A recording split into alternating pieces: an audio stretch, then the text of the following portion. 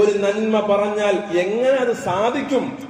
പണമില്ല, എന്നാൽ എങ്ങനെ കഴിയും? ഈ തവണ നടക്കൂല, അടുത്ത തവണ എങ്ങനെ കൊണ്ടുവരാൻ കഴിയും? ഈ ആലോചന മുഅ്മിനായ മനുഷ്യന് വരണം. പരിശുദ്ധ ഖുർആൻ പരിചയപ്പെടുത്തുന്ന ആയത്തുണ്ട്. സഹാബാക്കളോട് യുദ്ധത്തിന് പറഞ്ഞാൽ അള്ളാഹുവിന്റെ റസൂല് വന്നിട്ട് പറയാണ്, നമുക്ക് ദീർഘദൂര യാത്രയുണ്ട്, അവിടെ ശത്രുക്കൾ തമ്പടിച്ചിട്ടുണ്ട്, നമ്മൾ അവരുമായിട്ട് യുദ്ധം ചെയ്യണമെന്ന് അള്ളാഹിന്റെ റസൂല് പറഞ്ഞാൽ സഹാബത്ത് ചാടിയിറങ്ങിയതിനോട് രംഗപ്രവേശനം ചെയ്യും. ഞങ്ങൾ തയ്യാറാണ് നബിയെ എന്ന് പറയും. അങ്ങനെ അവർ യുദ്ധത്തിന് ഇറങ്ങി പുറപ്പെടും.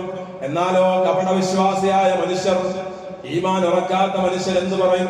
വസയഹ്ലിഫൂന ബില്ലാഹ് ലവിസ്തതഅനാ ലഖറജ്നാ മഅകും. നബിയെ, അല്ലാഹുവിനെ തന്നെ സത്യം, പരിശുദ്ധ ഖുർആനിന്റെ വാക്കാണ്, അല്ലാഹുവിനെ തന്നെ സത്യം, ലവിസ്തതഅനാ ലഖറജ്നാ മഅകും. കുറെ പ്രശ്നങ്ങളുണ്ട് നബിയെ, വീട്ടിൽ പ്രശ്നമാണ് നബിയെ, ബാധ്യതകളുണ്ട് നബിയെ, കച്ചവടം മോശമാണ് നബിയെ, വീട്ടിൽ അടുപ്പ് പുകഞ്ഞിട്ടില്ല നബിയെ, മാതാപിതാക്കളുണ്ട് നബിയെ, മക്കളുണ്ട് നബിയെ. ഇങ്ങനെ കാരണങ്ങൾ എണ്ണി പറഞ്ഞിട്ട് അവര് പറയും, ഞങ്ങൾക്കെങ്ങാനും കഴിവുണ്ടായിരുന്നുവെങ്കിൽ, ഞങ്ങൾക്ക് അല്ലാഹു കഴിവ് തന്നിരുന്നുവെങ്കിൽ ലഖറജ്നാ മഅകും, അങ്ങയുടെ കൂടെ ഞങ്ങളും വന്നേനെ നബിയെ. ഇപ്പൊ സാഹചര്യം മോശമായതുകൊണ്ടാണ് ഞങ്ങൾ വരാത്തത്, സാഹചര്യം മോശമായതുകൊണ്ടാണ് സദഖ ചെയ്യാത്തത്, സാഹചര്യം മോശമായതുകൊണ്ടാണ് ഉദ്ഹിയ്യത്തിന് കൊടുക്കാത്തത്, പങ്കെടുക്കാത്തത്, ഹജ്ജിന് പോകാത്തത്. ഇങ്ങനെ അവർ പറഞ്ഞുകൊണ്ടിരിക്കും.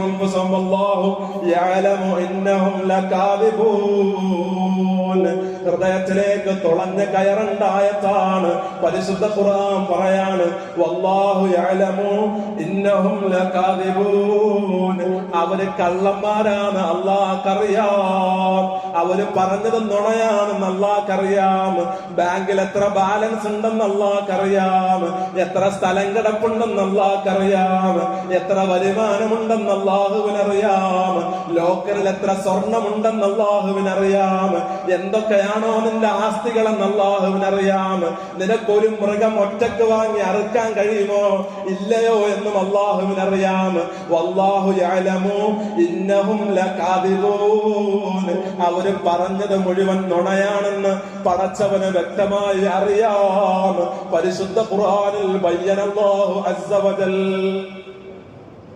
ഇത് കേവലം മക്കയിലെ മുനാഫികളും മദീനത്തെ മുനാഫികളെ കുറിച്ച് പറഞ്ഞ ആയത്തല്ല. ഖുർആൻ നമ്മൾ നമ്മുടെ പരിസരത്ത് നിന്ന് വായിക്കേണ്ട ഗ്രന്ഥാണ്, ആനുകാലികമായ ഗ്രന്ഥാണ്. ഇന്നത്തെ നടക്കുന്ന സംഭവ വികാസങ്ങളുമായിട്ട് ഖുർആന്റെ ആയത്തിനെ കണക്ട് ചെയ്യണം. അപ്പൊ നമ്മളുമായിട്ട് ബന്ധമുണ്ടോ എന്ന് ആലോചിക്കണം. അത് ഇറച്ചി കൂടുതലായി പോകലോ എന്നൊന്നും വിചാരിക്കണ്ട, അത് അതിന്റെ രണ്ടാം ഘട്ടം.